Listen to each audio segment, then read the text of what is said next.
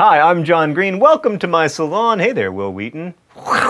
This is Mental Floss. So do you have a thing for dazzling undead stalker types? Because if so, Harvard Extension's class Vampires in Literature and Film is probably tailor-made for you. Get it? Tailored? Taylor Lautner? He has a V-shaped torso? There's a pun. What? I like his torso. Anyway, in addition to Edward and Bella, the course also covers, some more established vampires, like the ones made by Byron and Stoker. And that's just the first of many classes that I will be introducing to you today that you will wish you could enroll in instead of Econ 101.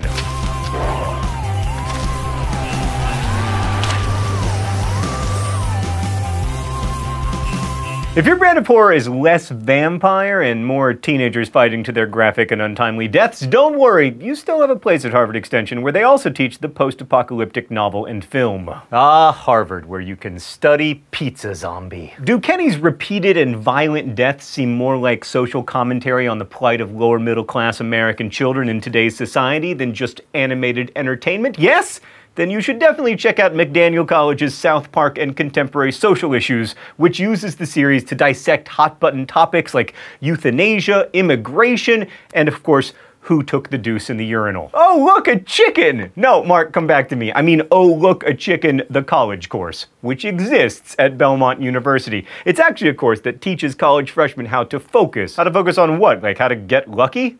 Oh no, it's apparently how to focus on schoolwork. Required materials include Firefly, Dr. Horrible's sing-along blog, and Buffy the Vampire Slayer. You know that you are registered for an awesome class. I'm referring, of course, to Welcome to the Whedonverse, exploring popular culture through the works of Joss Whedon, which has been available to lucky West Virginia University students in recent years, though it doesn't appear to be in the course catalog for this semester. Which is too bad, because we need a lot more academic research into the question of whether the true OTP is Buffy and Spike or Buffy and Angel. The lucky students who managed to get into Professor Philip Nell's English 440 class at Kansas State University will get to visit Harry Potter's library, reading not only the books, but also J.K. Rowling's antecedents, influences, and contemporaries like Roald Dahl and Philip Pullman. So that's what's in Harry Potter's library. I wonder what's in my library.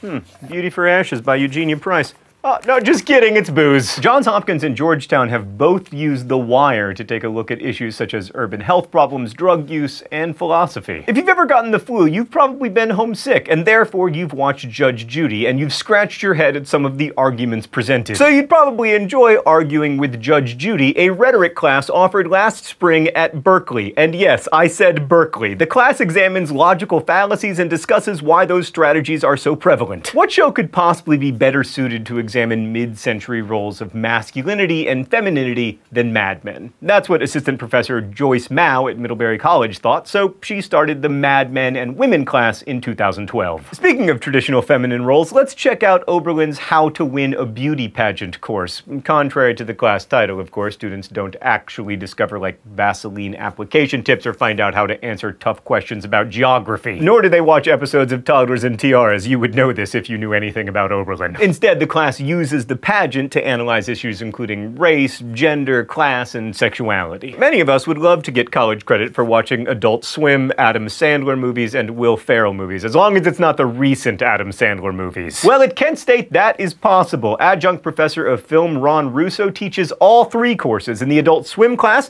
students get to watch about 35 shows and write a final paper on the series of their choice. The Sandler class reviews Sandler's comedy albums and more than a dozen Sandler/Happy Madison films in chronological order, hopefully stopping before Jack and Jill. And the Will Ferrell class, which just launched this fall, reviews the comedian's TV shows, films, and webisodes. Back in 2007, you could take a class at Occidental College called The Phallus, which discussed the phallus. The course was a survey of theories and meaning across cultures and genders, but you can't take that class anymore because it was so controversial it hasn't been offered since. The University of Iowa offers a course called Disney in America, starring the likes of Cruella de Vil and Simba, in which students get to learn how Disney has influenced cultural values, ideals, created Miley Cyrus, and single-handedly ruined American copyright law. Alright, Mike, before we even talk about this one, I gotta put a quarter in the staff pork chop party fund. Xavier offers a history of the pig in America, with a special reference to the city of Cincinnati, otherwise known as Porkopolis. The class looks at swine from their arrival with Columbus to current meatpacking issues.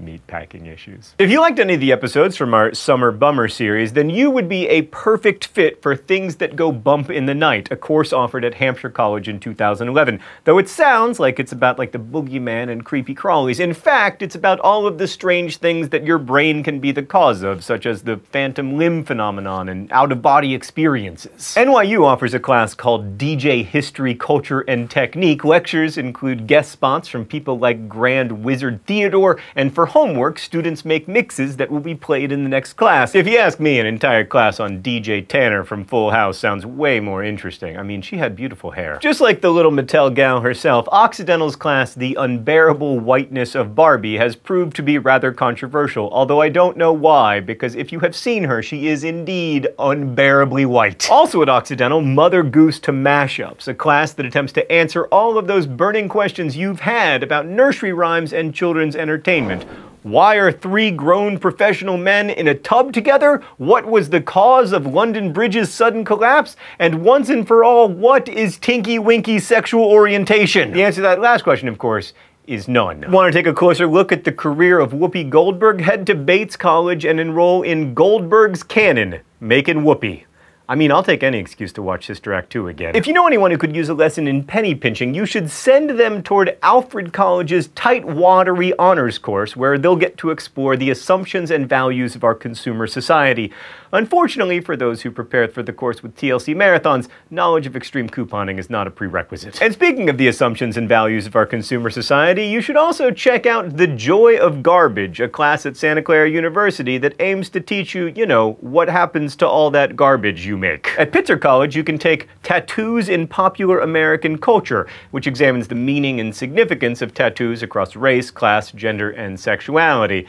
Do you think they talk about Zac Efron's YOLO tattoo? Does Zac Efron really have a YOLO tattoo, Meredith? Is that for real? Oh. If you, like me, were an enthusiastic sufferer of Hulkamania and could absolutely smell what The Rock was cooking, then you should really check out MIT's open courseware class about American pro wrestling. And since it's an open courseware class, anyone can enroll in it. Students are encouraged to study at their own pace, which means that you have the perfect excuse to watch every episode of WWE Raw ever made, you know, in case that's something you're interested in. I will say, Mark, the Venn diagram of massive pro wrestling fans and mental floss video fans, basically a circle. And then there's the Sociology of Fame and Lady Gaga at the University of South Carolina, which allows little monsters to examine the bizarre culture of fame in the United States through the lens of Lady Gaga. Thanks for watching Mental Floss on YouTube, which is made with the help of all of these nice people. Every week we endeavor to answer one of your questions, and this week's question comes from Pumpkins Fly?